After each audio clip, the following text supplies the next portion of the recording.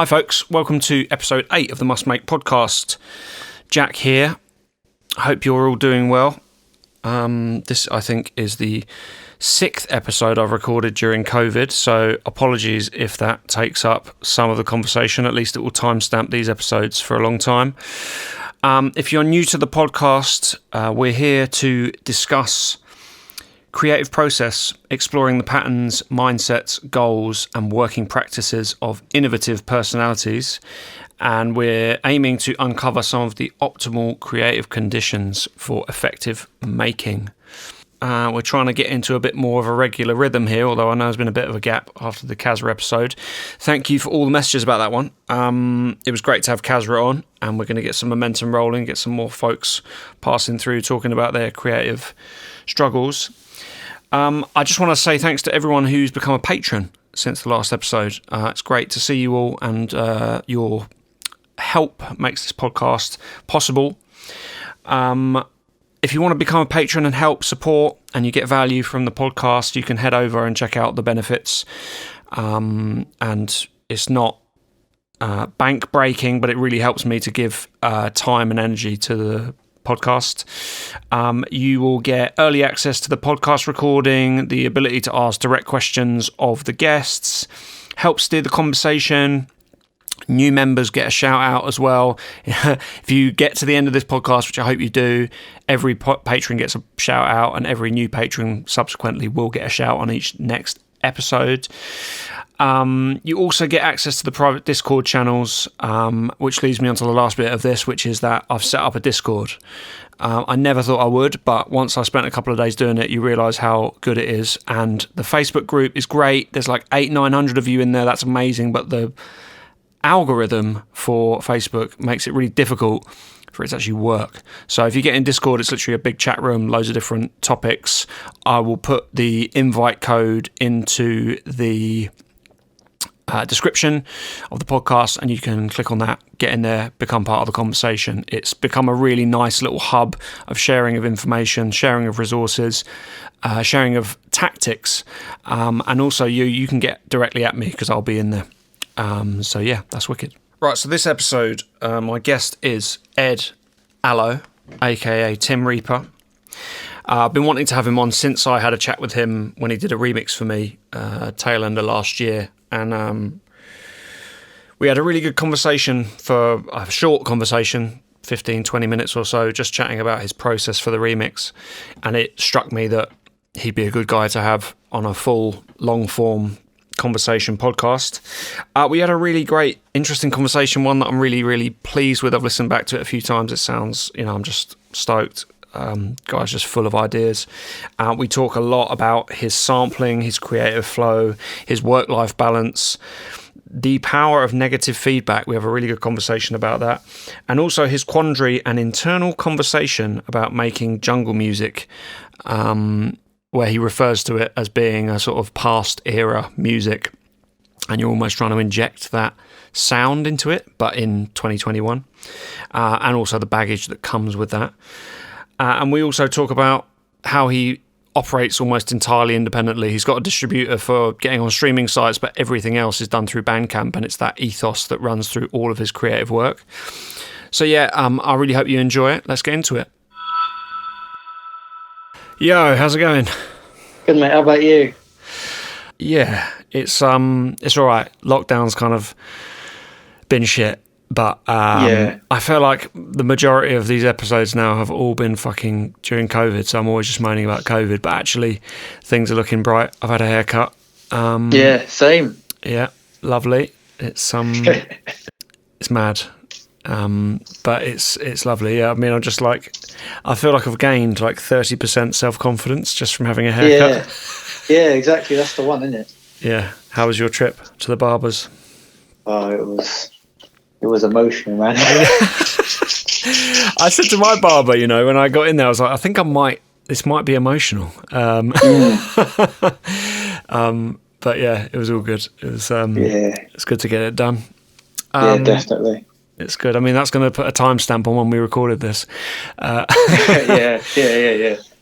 So what's been happening? Like, what's been on your plate?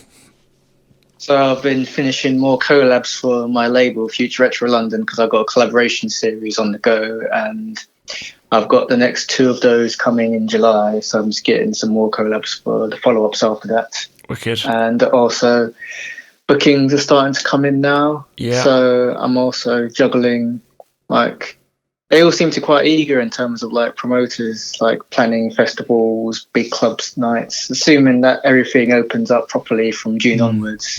So I think we might actually start having some proper raves again, which is quite exciting. I know. I think I've said this a couple of times to friends that I think when I'm in a club playing the first show after all of this, there might be a little tear, and for me that's just unheard of. So yeah.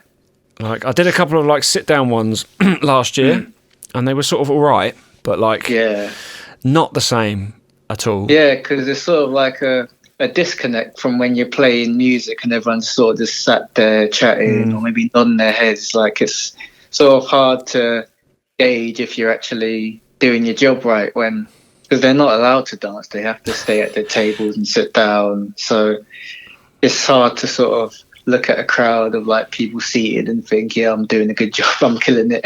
Isn't it? It's and that's difficult, but it's also like I found the rigs I was playing on were not like, because we were outdoors, they were all sort of they weren't, you're not got that pressure of being inside, like the sound pressure and also just quieter.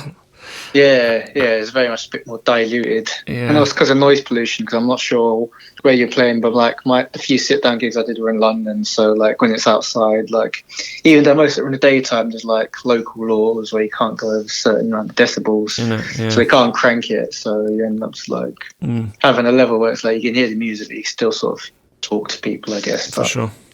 Better than nothing, I guess. How have you found being creative in this sort of circumstance? No, it's been fine. I haven't been affected at all, really. I've still been able to sort of keep the work rate up. I haven't had like any kind of, not exactly depression, but like any kind of decline in being able to work on music, because I know people that like they make their music and they sort of have the clubs there as like a testing ground or like a place where you can sort of judge mix downs or crowd reaction. But because I haven't been so dependent on bookings previously, I've sort of had to sort of make my own mind up in terms of like, am I happy with music? So I haven't sort of felt like I'm missing something really.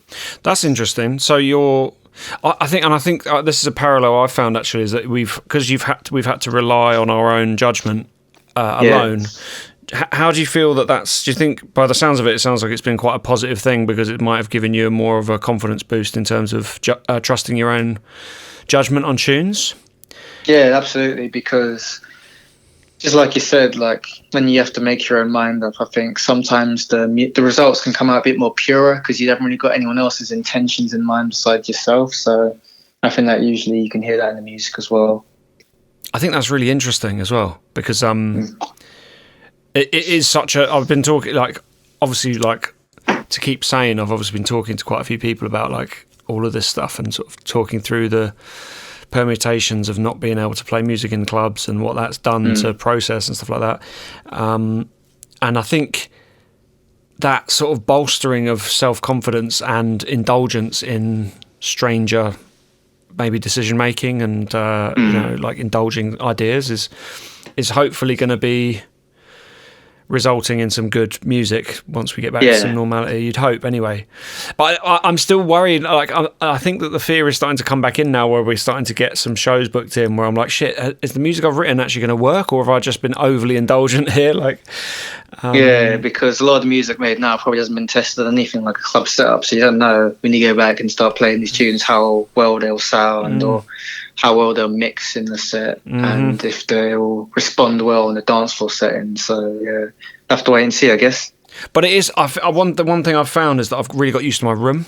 And I'm in good. Yeah, so like I'm in a new room that I've only been working in solidly since like July, and I just know the sound of this room better now. And I think sometimes when you go into the clubs, you play stuff, and if you think it sounds shit, it just undermines your room.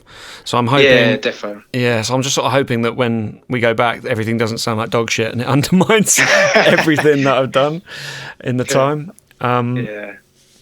So you haven't found like any sort of negative effect on your process? Not really, no. Have you had more time to work than normal, or have you? Yeah, I have had more time to work because I work a full-time job as a web developer. So a lot of time I would have been spent commuting into the office or dealing with office stuff. I'm a bit more free to do music stuff on the side because even though a lot of people might have like a work-life divide, like my studio, I've also been using it as like an office to work from. So I have a work laptop and a laptop for music and other stuff. So that's usually how I use Divide. But in terms of like always being in this room where all my records are here, all my setups here, sort of, I can sometimes quickly do stuff in between like lunch breaks and like maybe like down periods where there isn't that much work to be done in the office. I can sort of quickly check in on things without being like in the office and worried about people seeing and stuff. Sure. So that's been somewhat of a benefit, and also the fact that like I'd have to spend like an hour commuting to the office, an hour back. But when it's like 5:30 bang on, you can just go straight back into whatever new stuff you had to do. So there's no have to worry about that. Really. Yeah, for sure. Is your work going to go back to office based, or are you going to stay working at home, do you think? There will be a few days every week where we'll have to come in, but the majority, I think they said 3 days every 2 weeks we'll be coming into the office. So that's pretty manageable, I'd say. Do you think you would get sick of that room though? I will have to wait and see. But yeah. Are you comfortable at home on your own? Like, is that like your comfortable spot, or are you more comfortable like being out and about and amongst it? I'm usually quite reclusive. Based on like how I was when I was at school, like I'd come straight home from school and just be on music straight off. So like hanging out with people was like sort of secondary to sort of getting stuff done on my own, really. So I guess I'm sort of quite comfortable at home. I think I've realised during this that I'm like an introvert parading around and pretending to be an extrovert when I'm just really not at all. Like I'm vastly comfortable just in my own company. Well, not comfortable in my own company, but certainly comfortable on my own, just getting on with it. Yeah. You know. It's funny you said that about your studio, because I read something today where it said, are you just working on headphones at home? I have monitors, but the majority of time I spend working on my Beyerdynamic headphones, yeah. That's just like, it started me thinking because over lockdown when I had my computer at home and I wasn't in the studio and I just had my computer set up on my coffee table, it was just like there was like pressure taken off because it wasn't like a studio. You were just sat at a computer with headphones, and it meant like I definitely felt like a certain restriction was lifted in terms of not feeling a pressure to use all the equipment I haven't got loads of equipment, but to like use, you know, it's hard to explain, but you don't feel like I feel pressure to be at the studio because I have one, and there's almost part of me that wishes I didn't have that because it would free me up in the same way that it seems that you are, by being able to dip in and out from work and not having to sort of, I'm not sure what I'm trying to say, but I feel like often overburdening yourself or buying loads of stuff, it just becomes a pressure and a stress rather than something that aids creative process. So, and there is a certain sort of freedom to your music. So I wonder whether that's like sort of the root of it. Yeah, I get what you mean. It's like when you're in the studio, you sort of have this pressure, not exactly to perform, but like, I'm in the studio now, so I've got to make use of the time something's going to happen. But if you're just like at home, casually at the studio, then it's like if something doesn't come out of it, then there's no worry really, because it's not like you've made this hassle to go to this particular space to make something happen. Or if you had to like pay for studio time, you have to get your money's worth. But if it's a bit less like, if it's a bit more laid back really in terms of what you expect out of the end results, you can sort of sometimes you're more likely to get end results because you don't, like you said, there's no pressure. Yeah, interesting. I guess then what we could start to get into is to think about, there's a question that I've asked everyone, which is, and I've started to think about how I would taper it, but I guess I usually say to people, what would you, like people that you idolise, what sort of questions would you ask them about their creative process? But I guess the refined way of asking that would be like, what parts of creative process interest you and which bits are less interesting to you, and what do they look like? Well, if I was to ask producers that I'm influenced about production, a lot of things I'd ask them is about their sampling process, because sometimes like you wonder how they hear a raw sound from like a hip hop record or like a jazz record, and then an idea forms out of that, and then they put it through their process, they arrange it in a certain way, and it comes out sounding entirely different. And sometimes that can be either through like whatever tricks they have up their sleeve, or it can be something quite basic that you didn't realize. So those would be the kind of questions I'd be leaning towards, because I don't really have any equipment. But I know what equipment they would be using, but I haven't really gone into the equipment wormhole to say. What sampler do you use? I used a basic Fruity sample. I don't actually have any outboard gear. Mm-hmm. Yeah, that was something I read actually, and I was going to ask you about, and it kind of relates to what you just said there, which is like, and it always baffles me as well, the whole sampling thing, and I haven't really spoken about it much on many of these podcasts, but I don't know why, because I'm really sample heavy as well. Yeah. So would you be sort of asking people like what they look for in a sample, or what that process looks like? What? Yeah. Because that was, or even just like, sorry, no, go on. That's right. That was just what I was going to ask you. Really, is like what you look for in a sample. Because I was thinking about this as a result of writing that note down. I was thinking about what I look for, and it's usually with relation to drums, not other stuff. I feel like I've got reasonable vision for musical samples, but for drums, I'm a bit different.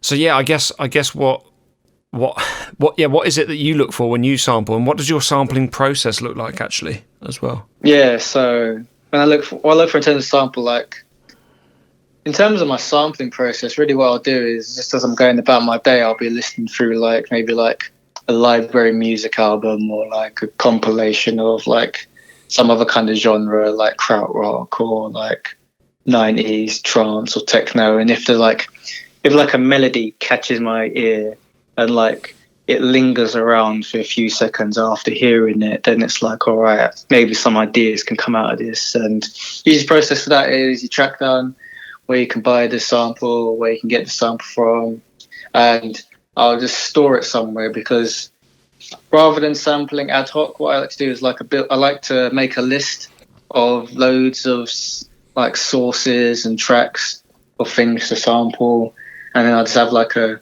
few hours of going through them all one by one, and then taking the sample I need, exporting it, so that when I'm next doing a tune, I just have like a fresh bank of sounds to go through. And usually I find that's quite inspiring for tunes, because I don't really like to sample whilst making the tune, because that sort of slows down the arranging process. I like to sort of have my sounds prepared and ready to use straight away. So yeah, so you're like actively dividing your time between sampling and making. Yeah. I find that so tough, because whenever I find a sample that I'm like, that's a killer, I just want to work on it straight away. Yeah. I hear that. It's tough. I wish I could, because sometimes you fuck it up because you're not in the right frame of mind to use it correctly. Yeah. Mad. So once I guess what I want to get into is like, once you've got those samples ready to go, or you feel like you've got an adequate amount, what does it look like next? So I'll open up a project and I'll flick through some of the freshly prepared samples I've got, and usually one of them will like catch my, maybe be like an arpeggio or like some kind of like really nice pad sound, and then I'll load that into the Fruity sampler. And if it's something rhythmic or long, I'll try and get it in time with project tempo. Otherwise, I'll just try and play melody out of it. And then it's like, usually that starts off like a main crux of the tune. And then I'll try and, once I've got that one main element, I'll try and build a drop around that. And then if the drop sounds good, I can sort of flesh out like an intro and a breakdown, and then sort of begin to arrange a tune out of that. Are you quite, I get the sense that you're quite sparse with your sounds as well, like quite selective and fast moving with the way that you work. Yeah, a lot of that came from the limitation of my production. I used to have like a really, really basic laptop that would cause FL Studio to like stutter when it plays back audio if there was too many sounds loaded in, or if there was too many VSTs or too many effects on the mixer. So that sort of forced like a creative constraint on me in terms of what I can actually do, because I couldn't physically have hundreds of channels of audio and automation all weaving in and out of each other because my computer couldn't run it. So, but as I got better computers over time, I think I just sort of kept that habit of not trying to overcomplicate things. And also because I like to finish the track in one sitting. I don't really like to let things linger on.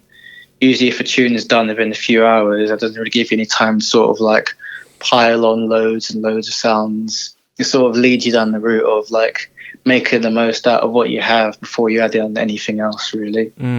I've talked about this, I think, a little bit before with some other people, because I find if you capture a vibe in a session, it's really hard to replicate that later if you're trying to finish the tune. Because if you come back to it and it's like you're not in the same frame of mind or something's pissed you off or whatever, you can end up messing it up.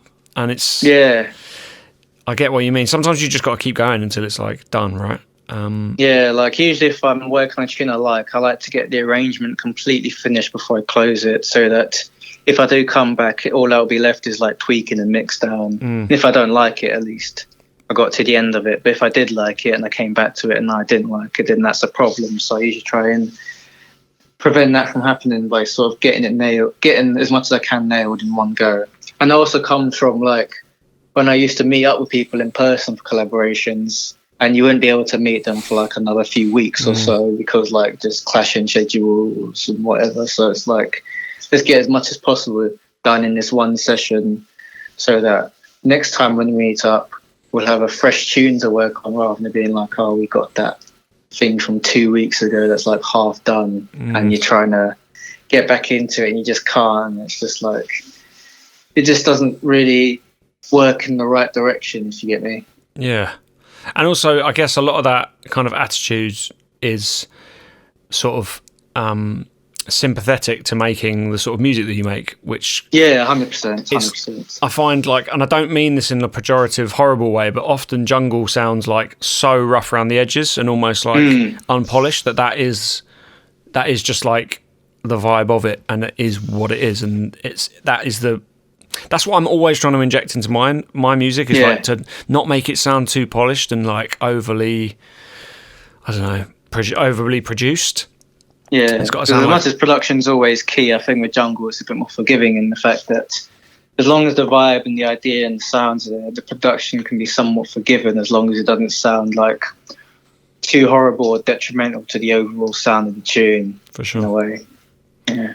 That's I guess a part of a conversation that part of a question I wanted to ask you as well, because you got into jungle via drum and bass rather than the other way around, right? Yeah. So I wonder what made you walk on by past drum and bass and gravitate back to jungle music.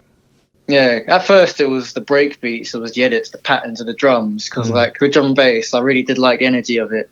When I first heard about the old school jungle style, I was like, this is something I need to get involved with. This is like, I was so into it, I was like, I have to learn how to make this stuff. Like drum and bass I did like a lot, but like jungle was just like another level of like, had devotion to it. And like, I was like, this is something that I feel like, actually also at the time I wasn't too aware of like other people that were making new jungle stuff, because like I sort of felt like maybe there's a lack of supply of it, whereas with drum and bass there was like an abundance of it. So I sort of felt like I come from that angle as well. Maybe no one's really doing this old school stuff, maybe I'll give it a go and see what happens with it, you know what I mean? Definitely. I feel like the breakbeat thing is just so big. It's why I'm so selective about the sort of drum and bass that I even like now. It almost has to have that vibe to it.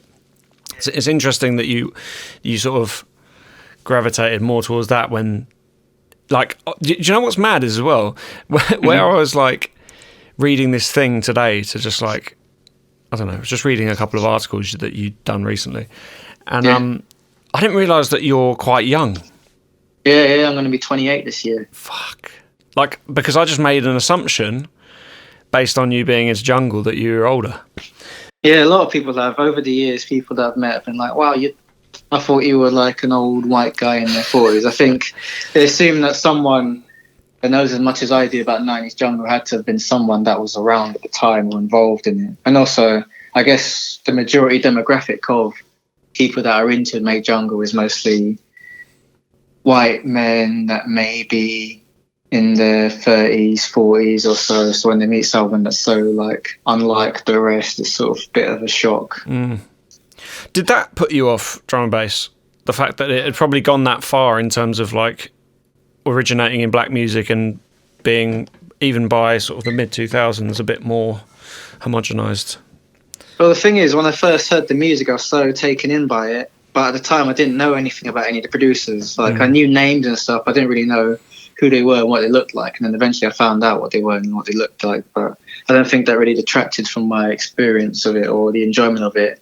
It was a bit of a strange one when I started going to the old school jungle raves when I was like 18, and like there were people there like double my age, sometimes triple my age there, and I was very much like the only person like if there were other black people there, they would have been like of the first generation of people into it and the jungle scene.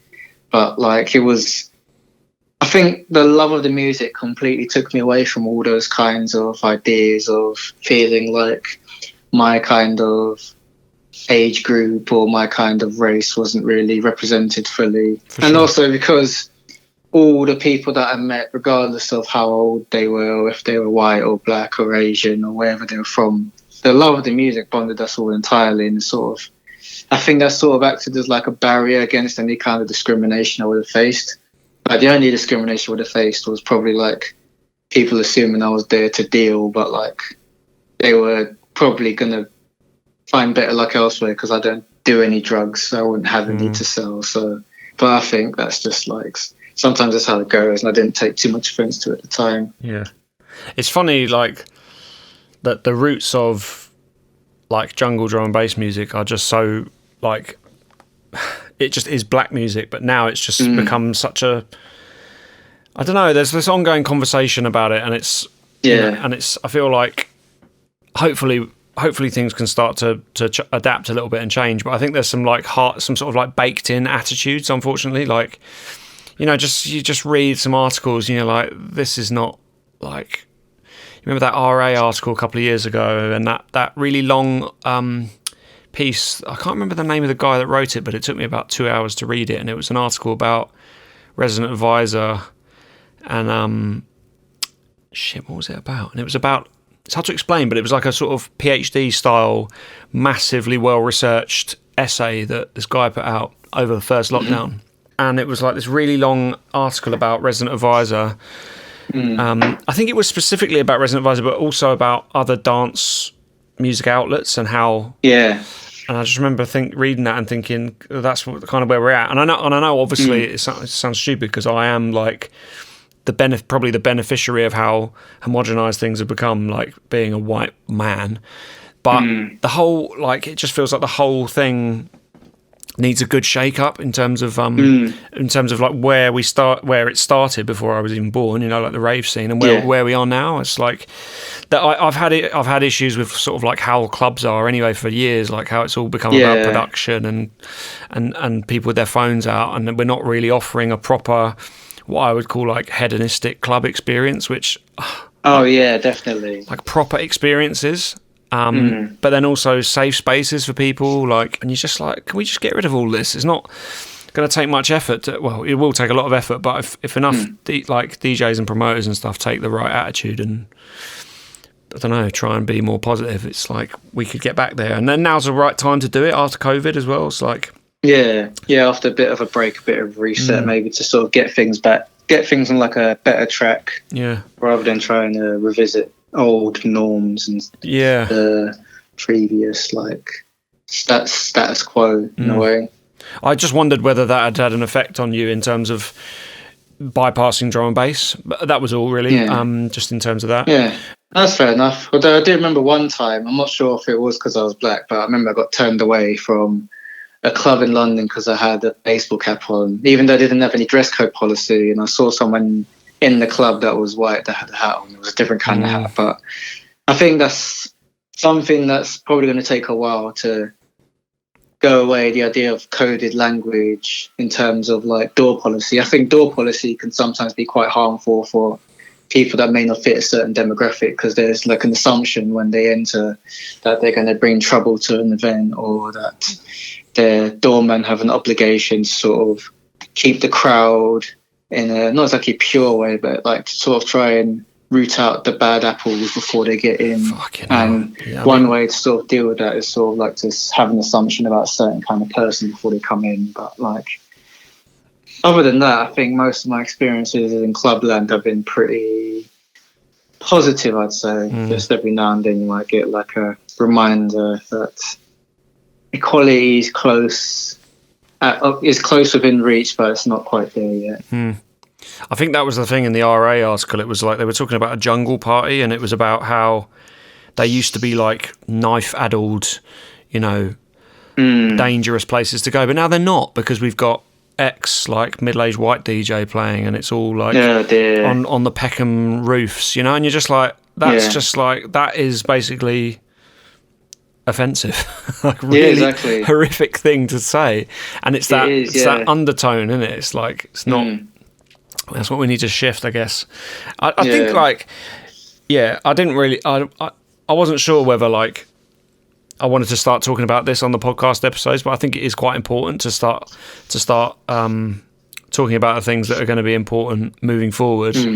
Because it does have an impact on the creative side too, doesn't it? It's like, we want within the music like circles that we move in, we want them to be diverse and interesting, and of course, and not homogenized. We want to be inspired by young people coming through with energy and not feeling like persecuted because of their background. 100%. I just think it helps. It's good for everybody. Like anyone that's defensive about equality is kind of like just doesn't get it, in my opinion. But going back to breakbeats just quickly.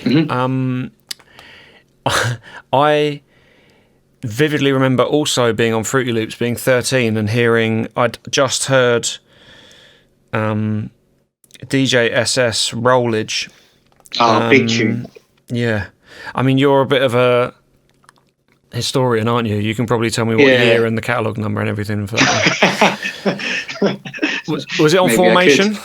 Yeah, it was on Formation. I think it came out 95. Rollers Convention Part 2, Part 3. I remember I had it on like one of those hooky bootlegs, white label, where someone just got hold of the DAT and like printed it. And the reason I mentioned that is because that was what got me into breakbeats, that tune, because I remember opening up Fruity Loops that I was in at the time. I was about 14 and trying to recreate the think break with hits, because I didn't know what drum breaks were at that point. Oh wow. I literally had no idea that you could sample a 100 BPM drum break and make it sound like that. And so I was literally trying to replicate all the little vocal hits, and I was like, how have they done this? And I remember like discovering breakbeats and just being like mind exploded, mind blown. How big a part of your process are drum breaks?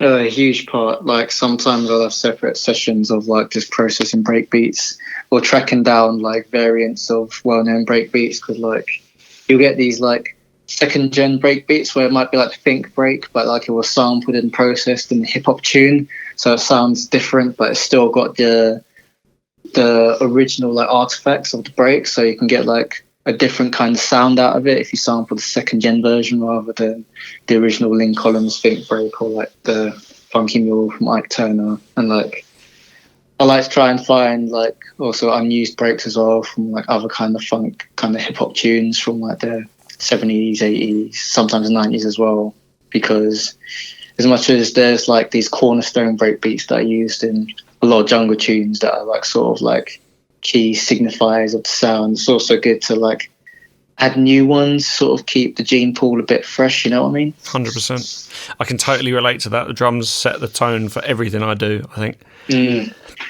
I watched one of those little Metalheads interviews the other day. They did a Photech one, And he was Oh, saying, yeah. and he said something like that. He was like, use the drums as an instrument, and that. Yeah, definitely. That's what he does perfectly. It's killer.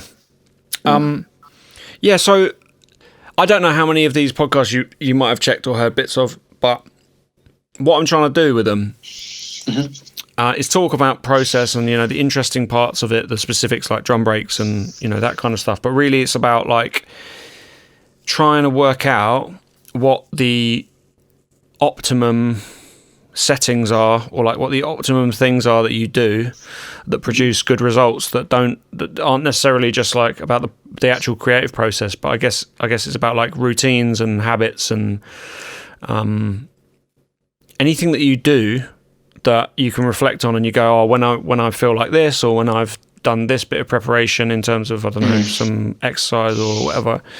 I just wonder whether like you have that link between how you're feeling and how your creative process comes about, and whether you've recognized things that can improve your process or can take away from it, make it hard. Yeah, funny enough, because like with me, I've always been able to sort of feel like I can make music regardless of how I'm feeling. There was a period of time after university where I was in a bit of a depression and over various amount of factors, and I was like, for I think it was a month and a half, I wrote a new tune every single day, because like I was so like, for me, music was an escape from what I felt like was a harsh reality. So I was like able to sort of forget all my troubles for a few hours each day when I would write a tune. And I didn't really, when I came out, that sort of felt like an ability to sort of like be able to put things to one side in terms of like how I'm feeling or my health or whatever. If I really want to make a tune, the tune will just happen regardless of whatever kind of scenarios are surrounding me in a way. That's good that you can make that separation and have it as like a release. Yeah, definitely. And so that sort of leads me on to what I was just thinking, which is like, if you can do that, and you can like, you don't feel restricted by how you're feeling or like other things that are happening, and your music is a release for you. I wonder then if you have ever found or are working on any of your limits or any of your limitations that or any like, what am I trying to say here?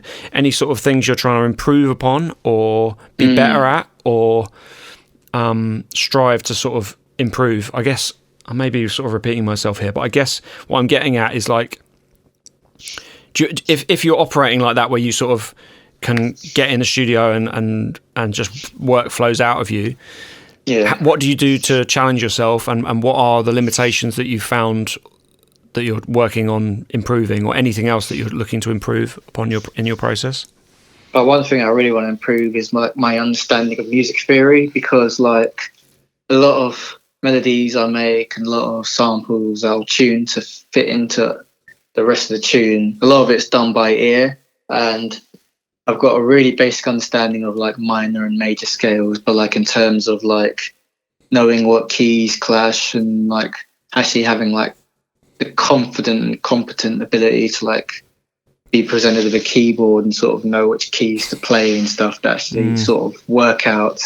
It's always been like a struggle for me, and it's always been a thing where it's like I know that if I wanted to actually properly improve it, I would have to take some time from finishing music. So I've never really had or made any kind of conscious effort to make sure that opportunity of actually improving my understanding of music theory actually happens. But it's always something in the back of my head that I'm always quite keen on learning and sort of getting better at, because I always feel like it's one thing that like if there was one thing I sort of feel a bit of imposter syndrome about, is the idea that I could make a tune, but at the same time, like I don't really know anything about the key of it, or if you ask me to like play it on the piano or any other kind of instrument, I would sort of like struggle whilst sort of making educated guesses while sort of learning in the moment by playing by ear, and then eventually get it, rather than just being able to sort of like hit the keyboard straight away and know like, all right, so we need to go from like a C major 9 into like a so and so.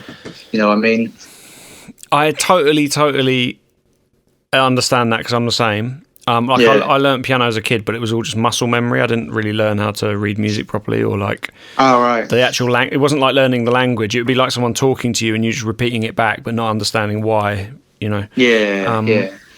So I get that, but I also I quite like the idea that you can just lean into that, and it's not. But I do totally understand the imposter syndrome around not feeling musically sort of adequate.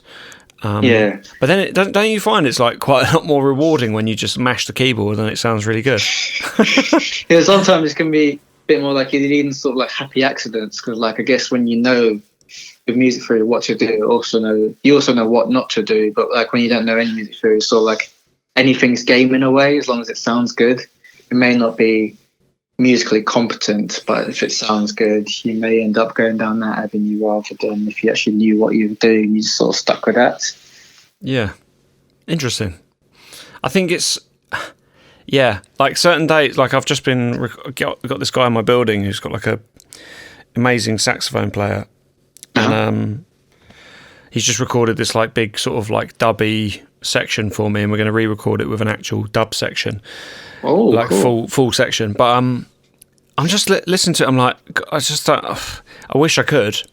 I've been trying to play some some Rhodes to go around it and stuff, and I'm just like, it takes me so long to work out how to do it, and I did get somewhere reasonable. And even then, it would just be like a little triad chord. Do you know what I mean? Yeah, exactly. Same as me. And you watch keys players like, particularly like blues and jazz key players, and you're like, they're just hitting notes that are really close to each other, but it sounds harmonious in a kind of way that it's frustrating, because if you would never have the confidence necessarily to do that, even though it's right there at your fingertips, you can do it. It's just like that ability to like just hit the keys and start improvising. That's like my dream skill, really. I was thinking this year to maybe do some piano lessons, but obviously with things as they are, I might wait a bit longer.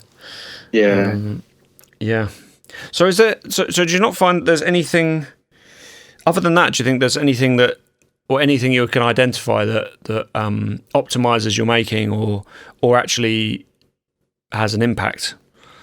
Not really. Just having the samples prepared usually is enough. If you hear sound that sort of triggers something, you're good to go, really. As long as you have the time as well. So you don't have there's not often times where it's not going well for you. There hasn't been for a long time. Like, that's good. I haven't had thankfully, knock on wood, I haven't had writer's block for a number of years now. I've always been able to sort of get results, which I'm quite thankful for. But I think when I was going through that depression period, I think I sort of part of that depression period was that I'd made loads of commitments to labels, but I was also going through writer's block at the time. And that depression sort of gave me a bit of tunnel vision in terms of I don't care about any of this anymore. I'm just going to make music just to sort of forget how bad life is for me right now. And then eventually that actually kicked me in my workflow of finishing stuff in the session, because a lot of times I would start a tune and be like, yeah, this is good, I'll come back to it tomorrow when I have more time. And then when I come back to it, I'm just like, no, this isn't very good. And I was sort of getting out of that pattern when I was in the depression, because you just make a tune in the sitting and then you're like, what else do I do? Let's maybe make another tune. And I also started for the first time around that time, I was making tunes with people in person. There's this guy, his name's Max. I used to go around his house because he lived near where I was at uni. I would go around his and we'd make a tune, because he knew how to produce as well, but because of my habits that I built over that time, I was sort of more quicker than he was at engineering. So I sort of brought onto myself a pressure of having to make sure that the production session is flowing so that he doesn't feel like he's getting bored, or if he has a quick idea for a melody, he'll hum it at me, and then I'll have to make sure I can get that down as quickly as possible, rather than trying to spend an hour having him humming at me and working out what that would translate to in musical terms.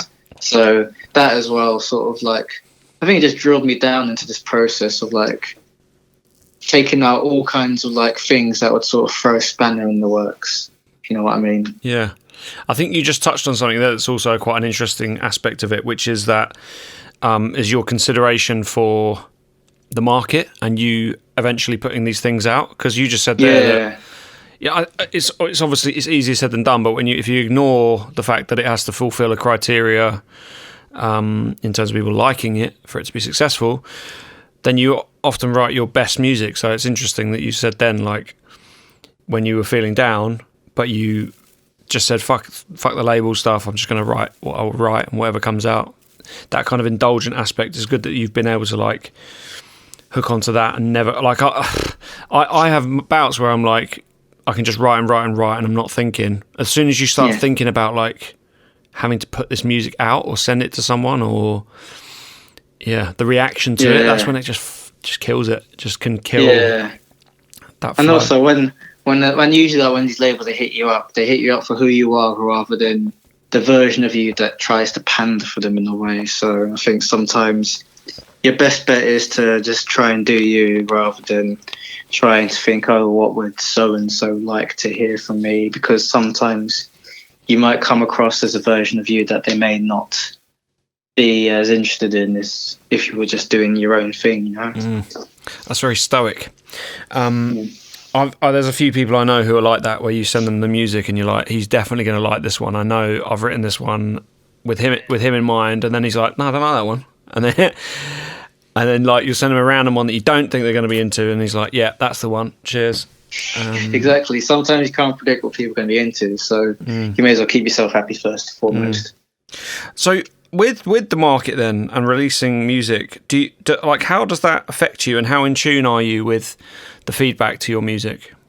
Yeah, so funnily enough, as much as I've said all this, I'll probably say maybe 80% of the tunes I've made in the last 3-4 years have been made with a person in mind, but usually I don't try and let that person's tastes steer the direction. I just sort of know, or I've got an EPA to work for so-and-so's label, so let me just do what I'm doing currently and hopefully they're into it. And then you send it off to them, they'll tell you if they like it or not. If they don't like it, you sort of understand that if you did a second tune that sort of is like that style, they probably won't go for it. So you go into another style that you like and you're familiar with, you just sort of do that and see what happens. But usually when it comes to label feedback, a lot of times nowadays, mostly it just seems to be like either they're not into it or they like it, but like some bits they may want to tweak or change. But like it's never a thing where it's like, yeah, I like it, but I want it to be taken somewhere completely different. Usually it's either minor adjustments or it's not for them really. So both are quite manageable. Yeah, so you don't find that difficult? Nah, not at all. I'm not too precious about the music because ultimately if it serves a purpose of like... No, sorry, let me start again. So basically I'm not too precious about the music because I know that the label that's interested in it, they're going to put in so much time and work and effort and risk into releasing it. Like the remix I did for you, in a way, sort of like I was sort of like understanding of if he had feedback from me, I would just change it. There's no like, but I want it my way. I mean, a lot of times, a few times there has been that situation where it's like, no, I would like to sort of keep it on this tip or recognize what you're saying, but I don't agree. But a lot of times it's sort of like I'm not too precious about if someone that I'm working on a tune for their label has something to say. If they want to say it, then go for it. Because ultimately, if they don't like it, then the tune sort of sits unreleased and then people can't enjoy it. And a lot of times I feel like that's a good end result for me, to have a music out that people can sort of buy into and enjoy. So you sort of have to get through the process to sort of get to that end result in a way. It's a good skill to have, to be able to take criticism. I've definitely struggled with it myself over like the years. But I think when you realise actually that when you send someone some music, it's only one opinion usually, and it's not necessarily right. And it's so, because obviously it's totally subjective. So there's certain, like with working on my own, and I'm sure you have this too. Yeah. Like, I just have set people that I'm just like, I'll just send my music to and be like, is this shit or is this right? Yeah, definitely. But I guess the other aspect of it, I guess, that I'm trying to get at here is whether you're aware of, like, the public or consumer feedback to your music, and whether that plays in, whether you have any sort of view or sort of handle on people's opinions who listen to your music, or how much attention you pay to it, I guess? Yeah, it's a funny one actually, because like when I first started making music, I was quite heavy on the music forums like Dogs and Acid and Drum Bass Arena forums, and you get sometimes quite harsh critique on there, but sometimes, like a lot of times, there was something valid to be taken from that. And I also felt like starting with that point, anything that you come into afterwards, sort of like a walk in the park in a way. Like any kind of critique you get on music, I can sort of like understand where the person's coming from, and I can make my own decisions on how valid it is and if I should action on it or anything. Because I feel like most people's opinions on music they're valuable and they're also not, because everyone has their opinions, but at the same time, there is something you can learn from someone that says, this tune's a bit cliche or whatever, because maybe it is, maybe it isn't, but at least it triggers that thought process. And I've had a lot of like exchanges in the past with people that may or may not have been into music, but like they were quite heated discussions, and I think sometimes that can fuel you on to either feel like you have to prove them wrong, or it can give you a bit of a kick up the butt, sort of like fix up. And it sort of made me into who I am today, really, because experiences like that, I feel like they're quite valuable to the growth. It's like if you're always getting people bigging you up and saying you're killing it and doing this and doing that, then there's not going to be much motivation to change what you're doing or to improve. But if you're going to have people that are going to be like honest, whether they factor in your feelings or not, there's sometimes views that you can take from that and sort of use that to your advantage. Because like there's one common critique that I usually battle with that sometimes it comes from myself and sometimes from others, and it's the idea that the music that me and other people make in my scene is a bit redundant, because like it's very imitating of the past. And I understand and recognize that point, because like ultimately, like if you were into the 90s jungle stuff at the time and now you've got all these people sort of doing it all again, you may feel like it's lacking that original like experimentalism or unpredictability that came from being a member of like the creative zenith, the golden era of the time. Whereas now it's sort of like all the rules are sort of like not exactly set, but like all the things that work are sort of like agreed upon. So people just sort of follow that rather than sort of like trying out something completely off the wall because they just feel like doing it. But at the same time, I think there's a mixture of people that like that from the 90s era that sort of feel like the ideas at the time didn't have much time to be explored, because like it was only for like short periods of time before it evolved into like drum and bass and sort of became what it is today. And there's other people that sort of felt like that time, the evolving of the sound was necessary to keep things fresh, because if we stick on something for too long and it gets stale and the momentum starts to die down. And I think there's valid things to be taken from both sides, but ultimately I think I'd sort of lean towards making what I feel like I want to hear and what I feel like making. And if I feel like it's forward thinking what I've done, then that's just a bonus, but it's not really a necessity for me or a main focus on my music. I mean, sometimes I might make a tune and that's like a bit more modern, that sort of sidesteps the usual old school style I push, but like I just make what I like to hear and like what I think other people that are fans of me would like to hear, which is the majority being the 90s old school jungle revival stuff. And I think mostly when it comes to music, for most of you, I think the main function is to enjoy it, to be entertained by it, and for it to make you move. And I think there's a lot of factors that can make someone feel that way, but it doesn't have to be just about pushing the envelope all the time. And I think sometimes an obsession with wanting to push things forward can sometimes detract from the original function of music, which is just to make people, it's just for it to be loved, really. Because like I like music that's forward thinking, arse like music that sounds like a million other versions of a tune I've heard before and liked. I think there's room for both, really. Yeah, for sure. That's just got me thinking about two things, right? The one is where that kind of homogenization has happened because of the market, as I think, but where like not loads has really happened in my circles of drum and bass. It's like the engineering's got better, and there's been a few little moments where interesting things have happened, but like because there's so little money in music, it means that when people find stuff that works, they just latch on and they just do that, and they have to do that to be able to pay their fucking bills or whatever. Yeah. But that was just like more of a statement rather than. But if you wanted to, add, feel free. But the main thing I was thinking just then was when you were talking about making music and feeling and stuff is like if you have an understanding, and this is probably like all this conversation is like all out of order. It's a bit sort of sporadic and all over the gaff. But I'm just thinking, are you trying to what are you trying to do with it? Are you trying to like evoke a feeling or like make people dance or make people think or make yourself think? Like what? I mean, and also so what about what your process is and your music making is about exercising your not demons but like your thoughts and ideas and that kind of thing. I guess it's that's two questions, but you can pick at them if you want.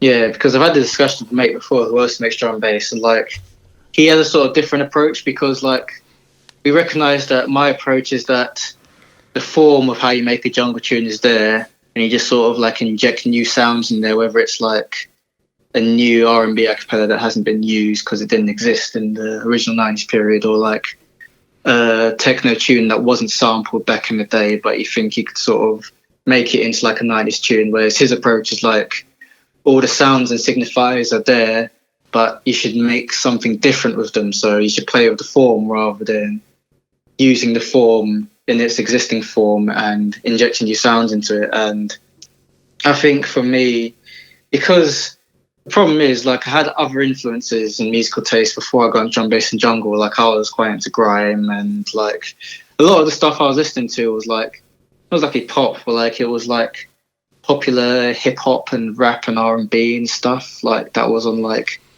Did you ever watch MTV Bass? Yeah. And like Back in the day. I used to watch MTV Bass. I used to watch Channel U. I used to watch Kiss, the music channel, The Box, and all those music television shows. And I used to sort of like form my taste based on like that kind of like side of music, just like popular black music. But I sort of like when I came into drum bass and jungle, I loved the sound of it so much that I sort of like just discarded all my previous music tastes. And I also sort of felt like it would be really hard to sort of like try and incorporate what I was listening to previously into like the jungle drum and bass format. So I sort of just like I came into jungle and sort of understood that they would sample like reggae, ragga sound clashes, they would sample break beats, they would sample like house and techno for the pads, and then they'd have the 808s and subs. And I'd sort of explore that rather than being like, why don't I sample like some like video I saw on Channel U last week or that I sort of know. So I think that's another thing that's probably linking in the homogenization, that when people get into drum and bass and jungle, either they like it so much that they just want to sort of continue to make what they like, which is what they've already heard. Yeah, like replicating it sort of thing. Yeah, or they're just, by the time they start making new drum and bass, it's their main influence is drum and bass and jungle. So it's not like they have other genres they can necessarily cite or bring sounds from. So it's like self perpetuating and self cycling, isn't it? It's like But I mean, I'm definitely guilty of that because there's certain types of drum and bass that are not really prevalent anymore. Like the really sort of just rawer, not as produced, sound real, like old Caliber music, old Marcus Intellect's music, you know, old Pesce, and you're just like, that influence isn't really here anymore, and I want to try and make that happen. But then it's not like when you're working. Sometimes when I'm working on music, I'm like, this just sounds like I'm trying to do that sound from 20 years ago. But actually, that is part of the cycle. And also, we need it because no one's listening to it and no one's really doing it. And it's all so boring. I find so much of it so boring at the minute that it's almost sometimes you've got to look back and sort of bring some of that in. But you're right in terms of self-referencing. It's no good. Like if you're a drum and bass producer or jungle producer and all you listen to is drum and bass or jungle, you're never going to make something interesting because you're just going to just keep remaking the same thing.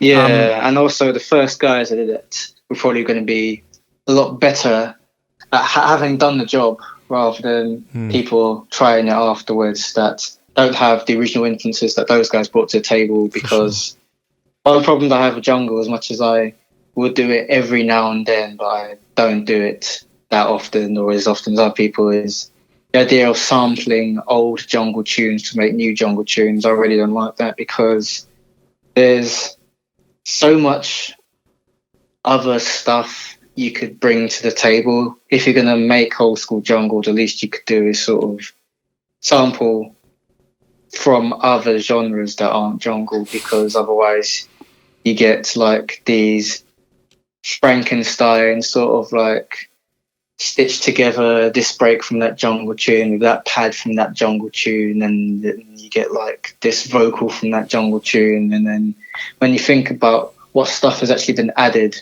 from outside of our gene pool with some of these tunes, it's like nothing at all. So it sort of becomes like, you wanted to make this tune, but really what like you haven't really, for me, I haven't really been impressed by that kind of like approach, because there's no like, I think it's because I know so much about jungle that when I hear a tune, I can sort of be like, oh, he sampled that from this tune, he sampled that from that tune.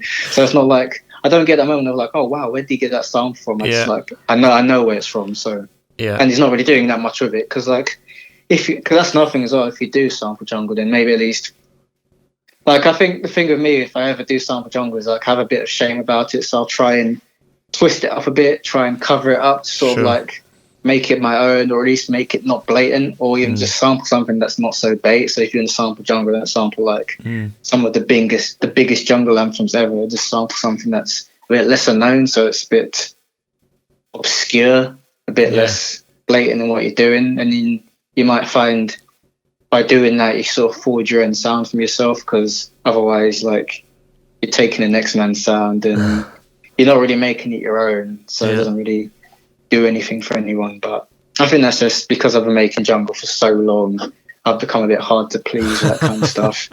Yeah, but that's good. It's like high standards and, you know, trying not to tread the same boards.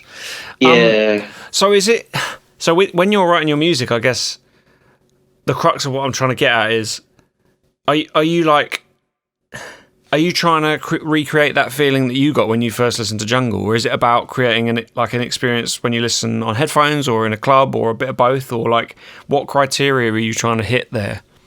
The idea of like, I think, well, because like I'm quite realistic in the idea of that a lot of the anthems of the jungle style were in the 90s and probably will remain in the 90s. I don't think that much of what we make now, like a lot of it I do like, I do think is good, but the golden era is the golden era, and I don't think there's any point pretending like that's not that. But there's still a lot of worth in what we're doing now. I sort of feel like we can get maybe new moments that may not be better than the 90s, but they could at least be parallel or equal or equivalent to that for the people of today, that can sort of like have the opportunity to sort of like, you want jungle, but you don't have to go to 1993 or 1994 to find it. There's some stuff being made today by producers that are around today, and you can sort of get into that. And they're also, they've got different processes. They're sampling, like I know that I'll sample stuff that's in the charts nowadays, because that's stuff that I do hear and like. And you can add your new influences, you can add your new production processes, as long as the original vibe and formula is still there for me. I think it still works out. So it can be somewhat of a benefit towards the new jungle stuff now. And also the fact that a lot of the old jungle stuff, like I said earlier, because a lot of the old jungle stuff experimental, I think it'd be a bit generous for me to say that all the experimenting was of good value, because there's a lot of tunes I've heard from 93, 94, 95 that aren't very good when you listen to them. They probably still sold like 10,000 records or something. Oh yeah, of course. It was like, because they didn't know what they were doing, and like, they were just sort of throwing stuff at the wall and seeing what would stick. So some things weren't sticking to the wall, and we have learned from that and sort of like been careful as to not repeat certain mistakes that made in the past, or like knowing that some things each sample might be a bit too cheesy or a bit too discordant for using nowadays.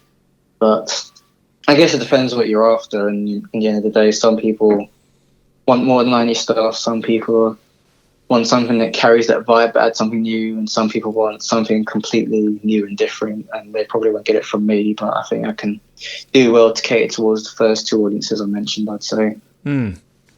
Nice. Let's talk a little bit about this vinyl and jungle sort of memory that you have. How does that play in? Like how does that sort of I don't mean this in a negative way, but sort of like being a jungle nerd, how does that sort of is there a crossover with like how you are with your music and just that sort of mindset of wanting to know everything and the history and the sort of lineage and everything that's come before? Oh yeah, of course, because it always fuels me to sort of continue to search and dig, from like when you hear one sample from an artist like I don't know, Osric Tentacles, like they were like a progressive rock band, and I heard one tune of theirs I really liked, and I found a nice sample of it, so I'm like, all right, what else have they got? So you're just going through album after album after album, trying to find more and more stuff. And you start looking at, all right, what other bands are affiliated with them? And you sort of like look outwards and sort of try and hunt through that. And that came from jungle, really, because when I first got into jungle, it was through YouTube, actually, because there were a few YouTube channels at the time. And I was like, around the time YouTube first started kicking off, and people were setting up music channels, uploading like their rips of like their jungle tunes at like really low bit rates for like, I'd be trawling through all these channels, making a note of what I liked, and then it's like, all right, so this artist I really like, and what other tunes they got? They're released on this label, whatever release this label put out, whatever artists are on this label, and you just work outwards. And I think that pattern of discovering music has sort of helped me to like build good sampling habits in a way.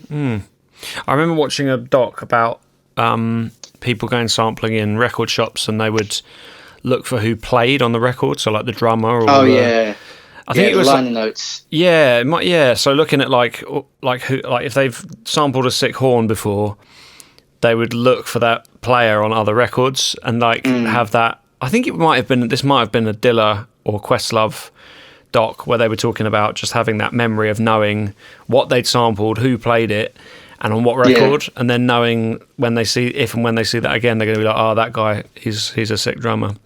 I think there's that amazing parallel between hip-hop culture of sampling drum breaks and drum bass culture of sampling drum breaks that I think, and that human element that comes with that's what's kind of being lost a little bit now, in my opinion, with most club music, to be honest. But I just starting to feel like it's maybe getting a little bit more exciting, but that connection is super interesting from the sample side. Yeah. What about another note that I've made here, just quickly, was that you're not really on social media. So I wonder, like, I guess you can't talk about it in a negative sense of how it impacts you, but are you aware of... Oh, no, I can. Okay, well, in that case, tell me like the negative aspects of it that can have impact on your output or your work, and also like the good aspects of the fact that you're not on there so much. Yeah, so basically, when I first got into music, at the time I really didn't like Facebook, so I avoided there, but I had a Twitter account for Tim Reaper, and I was fine on there. I had like 17,000 tweets or something like that in like 2-3 years. So I was on it like all night, talking to people. I actually forged some quite good friendships on there, but like when I got into my depression, I sort of ghosted from like all mediums of communication, and when I came out of depression, feeling like I could be social with people again, I sort of, well, two things was like, I looked at my Twitter and I was like, I used to tweet like every night nonstop, and then there was like a period of like a month where I hadn't said anything. And one reason was that I didn't feel like I wanted to bring that back on. Another reason was that I felt like there was like an unexplained gap of like inactivity. I didn't want to come back on and say, sorry guys, I've been going through depression, and then just like bringing on more attention to what I'd just gone through. So I got rid of Twitter, which was my only social media at the time. Mm-hmm. And actually I had an Instagram as well, but that was like not really music stuff. That was just like other stuff, but I deleted that as well because that had like the same unexplained gap. And then I just got into a period of like not really feeling like I needed social media, just enjoying sort of like not being affected by any kind of Facebook or Twitter beef. But then when I started Future Retro London last year, the first form was in a club night, and I was like, I want this club night to succeed. So I felt like not having social media again would just compromise how well this could go.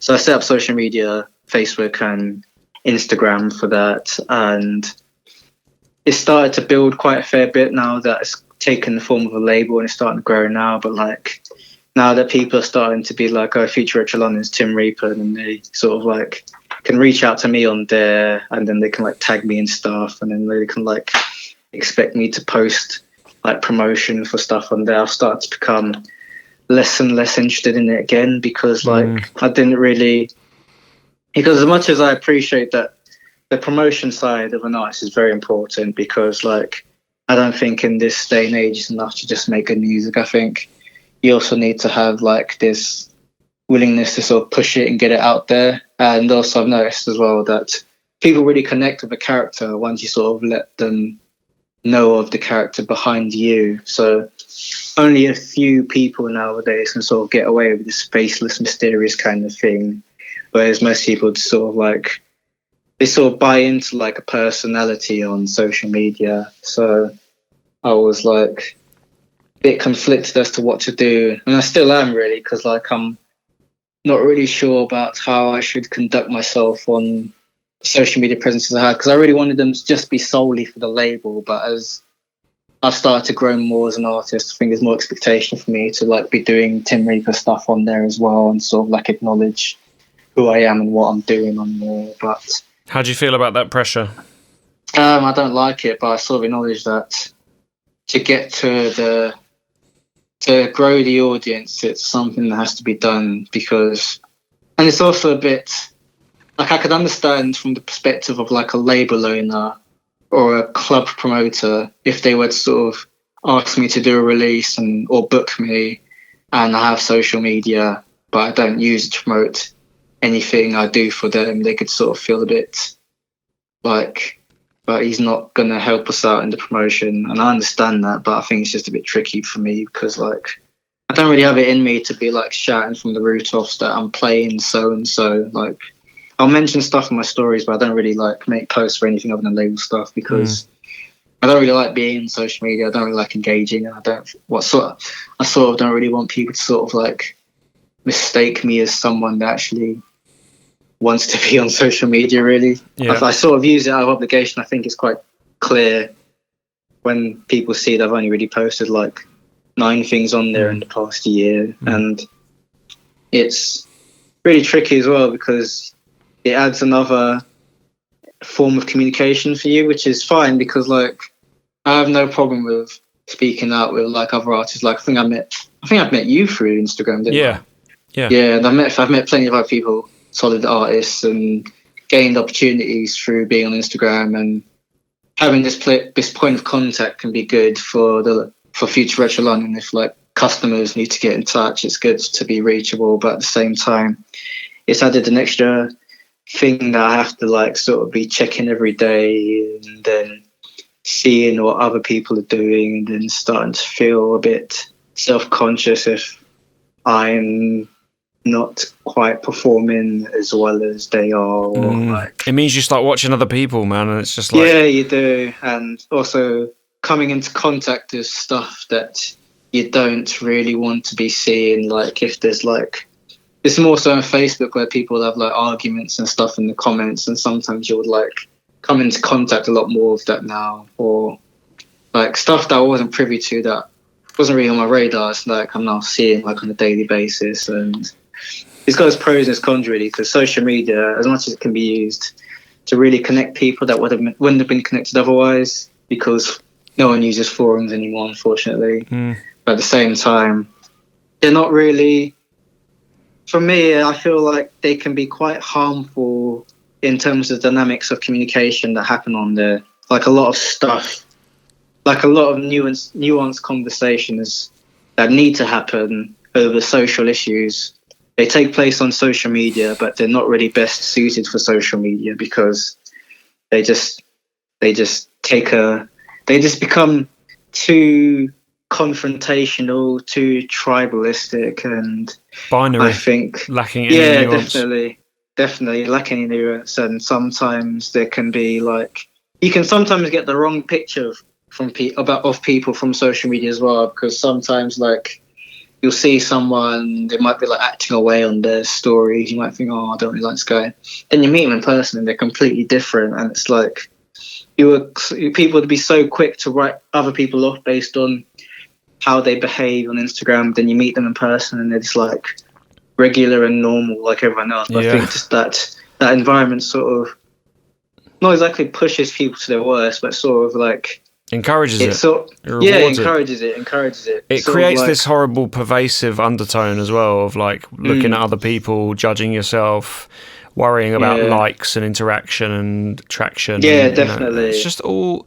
It's not conducive to good art, is it? Really? No. It's like not. It's in fact counterproductive most of the time. Like I said to someone the other day that you can tell when I'm unhappy or angry or frustrated or things aren't going well because I'll be on Twitter loads.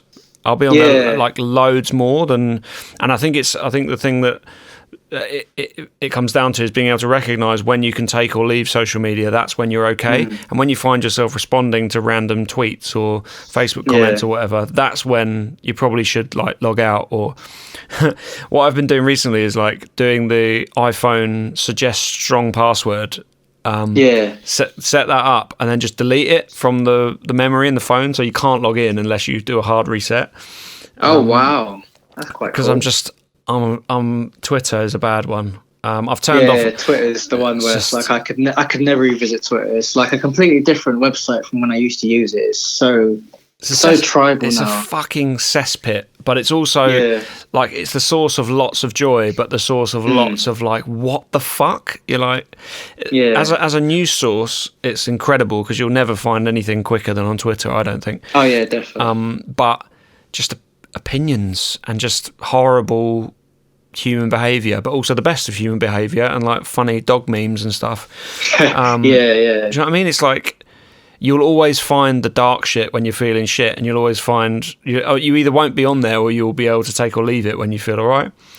I was reading this mad article the other day that someone linked to me that's written by someone called, I've just got it up because it's really good, called Sophie Sturdivant. Okay. And it's called, it's not actually about this, but it says, well, it is about this, but that's not the relevance of why I'm bringing it up. It says 7 mistakes that emerging artists make. And I think she's talking about visual art, but one of the ones she says that I thought was really interesting, which you just said, is there's two. There's like, you connect your ego to other people's work. That's so true. You just like compare all the time. It's like, comparison can be good because like there's certain people who I feel like are my contemporaries, where if I see that they've posted a work in progress or something in their Instagram stories, sometimes it can really trigger me and I'm like, fuck, I'm not in the studio, or fuck, what I'm working on is not as good as that. But on the inverse of that is that it can make you go hard, like go deeper and go like work harder, and sometimes it can be a source of motivation. I'd say most of the time it's not a good thing. No. And then the inverse of that is that you connect your own ego to your own work, so it can be dented if people don't like it, and you can be boosted if people like laud you up.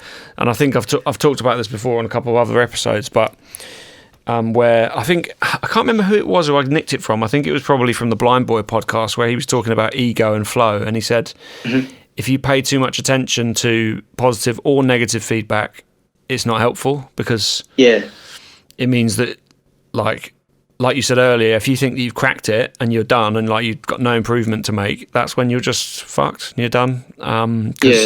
You need that growth mindset all the time, and the opposite of like focusing on the bad and being put off or being made to feel terrible, like you're worthless or whatever. It's a tough balance, and I guess that kind of interplay between putting music into the world and then the public's response to it is just a natural thing, but it's how you can cope with that. And that's I guess that's what I was trying to get at with you earlier, is really like how aware you are of the reception, and whether good or bad, and how that feeds back to you, and whether that has that effect. And I guess Instagram is probably the only portal, unless you're literally out there checking your reviews and stuff. Not really. No. I mean, I'll get linked stuff every now and then. I might stumble upon stuff, look for something else, but I'm not really that in touch with like people and what they respond to my release. And I think that's good, because like back in the day, I think that's how it used to be. You just like put your music out there, and the only thing you really had to base it on is like sales or like DJ support. It wasn't really like, you weren't like instantly getting like hundreds of people's feedback straight away as soon as it dropped. You were just letting it out there, and it was a bit more pure in terms of like what would shape your opinion of if this has been a success or not. That's just made me have an interesting thought, which is to ask you, because it just occurred to me that when we've spoken before, you actually take that model in the way that you release your own music, don't you? You press the records and then sell them all yourself. You don't distribute them or anything. No distribution at all. You do digital though, don't you? Yeah, but for the label, I only do digital on Bandcamp. I don't distribute to other websites. Really, it's not. I tried it out before, and the Bandcamp outperformed all the other websites so much more that I felt like it wasn't really worth it. So I'll only use digital distribution for getting my stuff on streaming sites. Otherwise, it's just like Future Retro London. It's just vinyl and digital only on the Bandcamp, and then streaming. Interesting. That's just so like there is a parallel between the kind of music you make and the era it's from, and the mechanism by which you release it. It's all about the DIY things. You get more control over what happens with it. You get more insight into who's buying it, how much they're buying, and it also allows me to pay artists a lot quicker and a lot easier, because I know exactly how much has been made, and I've gotten it like straight away. I didn't have to like wait 3 months to invoice distributor or record shops or anything like that. I sort of just like have this complete picture straight away. Yeah. Do you do any press and promo, or is it literally you put the like you don't like? I don't know what I'm trying to get at here, but that DIY. I mean, I'm feeding on, I guess, from the feedback loop of putting things into the world and hearing it back, and how you said that back in the day people would just put their records out and it was just based on sales, and that abstraction is kind of, I guess, helpful in the sense that you haven't got some person telling you, like DMing you, telling you how shit or how good something is. So that's kind of quite cool. And I thought that when we were talking about it before, about like the DIY aspect and whether that's informed by how Jungle was put into the world. Well, for me, it's more just about like some of my closest record labels I worked with. They were all in a position where they'd gone through the process of like distribution, and it hadn't really worked for them. So they tried out just selling stuff through Bandcamp. They were actually taking it to a further extreme. They'd be packing all the orders themselves, whereas I use a fulfillment company. But like they were doing like every single step of the process by themselves, and it seemed to work out a lot better for them, looking at them versus all the people that went through the usual route of distributors and that kind of stuff. So I sort of felt like when I was starting my label, if it didn't work out doing the DIY process, then I'd happily use distributor, just as long as I can keep the output and be able to sort of pay the artists involved something. But considering how well it's gone so far, I've been quite gracious for that, and I've been quite happy that I can sort of stick to the original game plan and not have to compromise on the original strategy, because it's actually worked out for me, which is very relieving. And it doesn't, give you that. Like, I think that is your USP as well, where maybe you're not so expected to be on social media because, that is the nature of the way that you do your business. And sometimes, I don't know, like people like Caliber have even recently have got like Caliber signature recording set up. And I know it's nothing to do with him. He won't be running it, is what I mean to say. But that disconnect can be important in terms of maintaining your own creative vision and not getting it polluted by the sort of, I don't know, socials and shit like that, which is kind of, I just think really, it's annoying because I know, like, it's the first thing I do in the morning, it's probably the last thing I do at night is like look at Instagram, and it's bad. Yeah. The times where I've like logged myself out, I feel much happier, feel much like less weight, and I can get more work done. Yeah. And you can focus on more like valuable like interactions with people, like one-to-one conversations in real life or on instant messengers and stuff like that. And sort of like you can get more out of those interactions rather than some of the more fickle or surface level interactions that you have on social media with people. For sure. You're quite up in the old DMs, snooping on the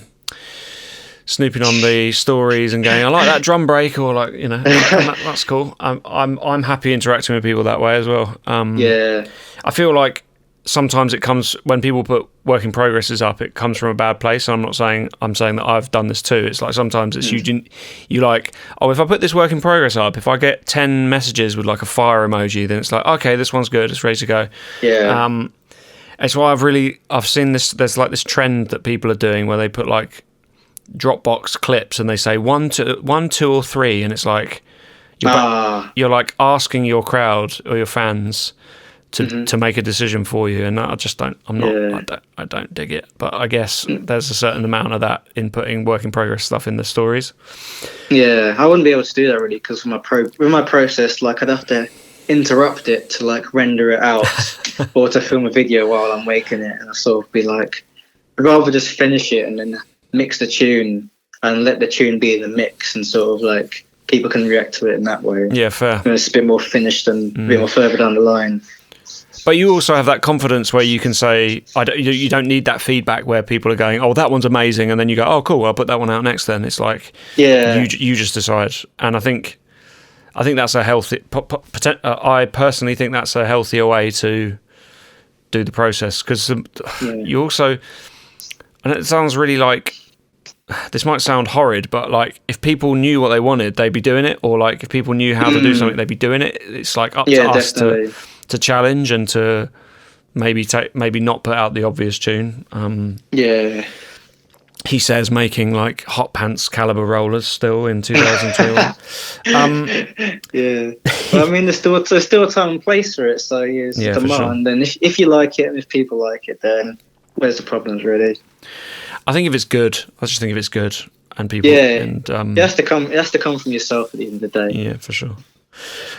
I've got the two big questions that I usually ask at the end. I want to ask you. Go on. First of all is, and I've nicked this from the Tim Ferriss podcast. He does this question where he says, if you could print something on a billboard for everyone to see, what would it be? Right. And I've sort of, my girlfriend listens to that podcast.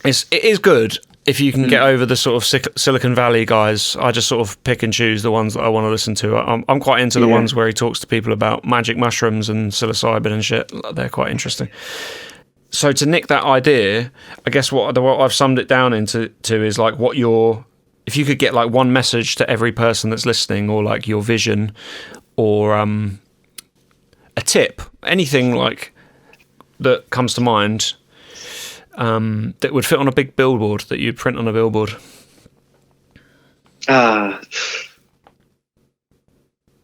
Good question, actually. I'd probably say maybe there's value in negative feedback. Nice. Yeah, because there's a tune I made on a label called 117 a few years ago. It's called Something Unreal, and that tune came about because there's a friend of mine who makes drum and bass, and he's very much like he's in the crowd of like not into the 90s stuff because it's already been done. He's into progress and forward thinking. And I sent him a tune, and it was a good few years ago, and it was like back when I was like nearly every tune I did had like an amen break in it. And I sent him one tune, and like the first half of it didn't have an amen tune. I didn't have an amen break in it, and he was like, "Oh, nice, you've gone for something a bit different. You're starting to like the tune." And the second joke came in, it was like, had an amen break. He was like, "Oh, you just ruined the whole tune now. You've just been so lazy." And he went on a bit of a rant about like, why don't you try something different? And it got like into a really heated discussion, me and him going back and forth for like an hour.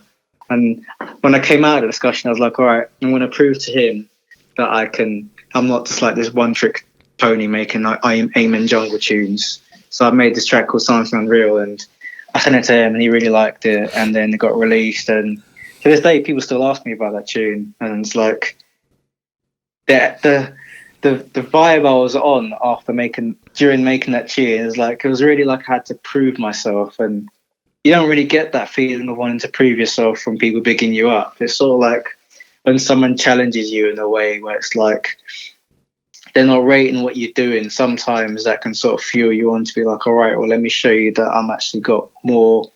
There's more to me than just this idea of what you think I am. And sometimes you can't really get to that space unless you're pushed into it. Nice. And I think sometimes people are quick to dismiss negative feedback as like people being haters and stuff, and sometimes it is, but I think even the haters, there's like sometimes there's something you can take away from what they're saying that might, I don't know, make you either improve something that you're not doing, or it might make you want to try something you haven't done before, or anything really, because it's not every person that is negative about your music comes from a bad place. Because even when I talk to other people about other jungle producers, I think sometimes it comes from like, I want to like these guys' tunes, but he keeps doing this or that, or he ain't bringing this to the table. And you could rule that off as hate, or you could understand that constructive criticism can sometimes come in a form where it's not what you want to hear, but it's what you need to hear. And it's all about how you react to it. Like they say that about about successful people, is that it's how you react to knockbacks and setbacks and negative critique. It's like the old Stoic saying is that the only thing you can control is your reaction to the thing. You can't you're not going to be able to control what they say. You just have to be prepared that you can handle, and that you can only control your reaction to it. It's like exactly. And I think ultimately, like most people I know who've done all right with music, have had to put up with lots and lots and lots of negative feedback. Yep. It's part and parcel in it, and like we said earlier, it's like it's only one opinion ultimately. If you believe in it, and I think that's what's so admirable about the way that you do it, is that if you believe in it and you just put it out yourself, it creates that cycle of people liking it, because they want to trust you, they want to trust the label and like you, and not like they want to be able to go like, he's decided this is good, or and now he's put it out, so can I get down with this, and is there a certain amount of confidence attached? Exactly. Lovely. Last question. It's always the last question. I need to switch up the format potentially here, but like it's too easy to like end on this one, because it is a nice question. And it's like, what does success look like for you? Success for me, that is when I finish a tune and I'm listening back to it and I'm nodding my head or tapping my foot subconsciously because I actually enjoy listening to it.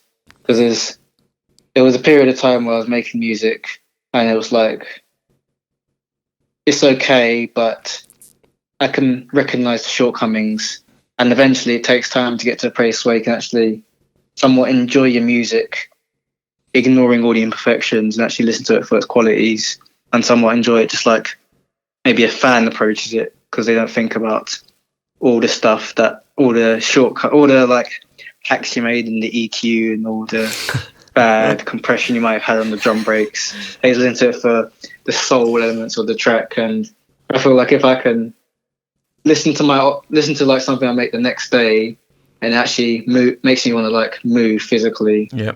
To me, I think that's a success. And also, if I can like then take that tune and mix it with something else, and it doesn't sound like absolute garbage, that's also a success. It's a classic. Yeah. I mean, I remember I made this tune a couple of years ago. It was the original version of the tune I did with DRS called Cheap Love, and it had this hi-hat in it that I'd left really loose. I'd left it like right off the grid. And I loved I did it deliberately, but then when I was mixing it, I was just like, oh my God, it's a calamity. It's got to go. I've got to get rid of it. And I did, and that's totally straight.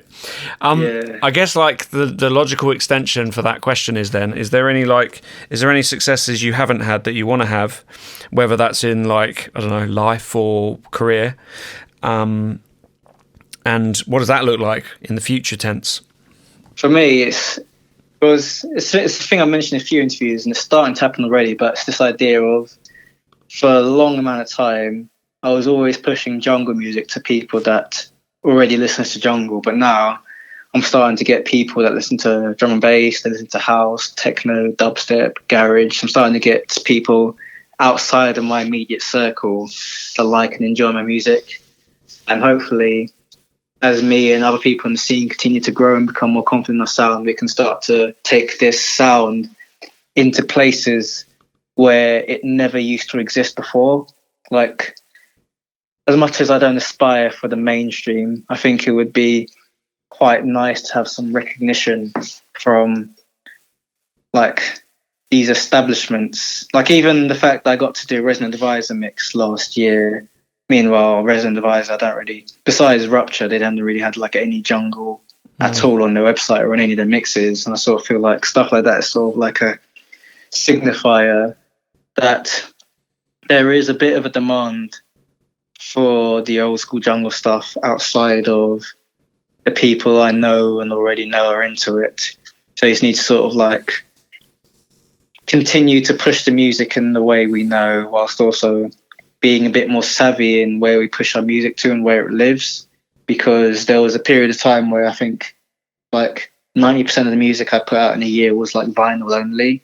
And that's good for people that want to get money in because vinyl makes more digital. But at the same time, when the release is sold out, then no one can buy it. There's loads of people out there, they don't have their turntables, they don't have the money to pay like £12 per record plus shipping. If they're living abroad, they also have to pay like customs or import taxes. So being able to get our music on like digital and streaming sites as well, so that we can get access by people from different demographics and sort of just like grow the audience really. Because like it seems like for the longest period of time we've mostly focused on just making music, but now I don't think it's enough to just do that. You sort of have to, once you've made the music, you have to sort of make a small bit of effort to sort of try and get that music into places where it's a bit less standard place, where it challenges. So like there's a few gigs I'm playing this year where it's like I'm the only jungle act, and previous instances of that event have never had any jungle, but now I'm going to come on there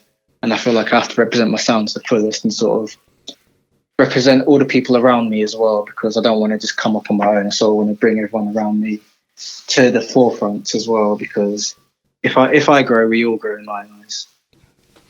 Nice. Very nice way to end. Well, mate, thank you for coming on. It's been like a long time since we did that chat about the remix ages ago. I definitely dropped off with the podcast a little bit because COVID, basically. Yeah, I hear that. But I'm going to be ramping these up, and it's just so nice to have you on, because I just love like having the diverse conversations with different people and like different processes, different amounts of like stresses and like woeful creative processes and stuff. So it's just nice to, to normalize everyone's process and to let people in behind what goes on. Yeah, of course. So thanks for coming on, and thanks for having me on, mate. Hey folks, thank you for listening. A great episode. I loved talking to Ed. Such a clever and interesting guy to talk about his process.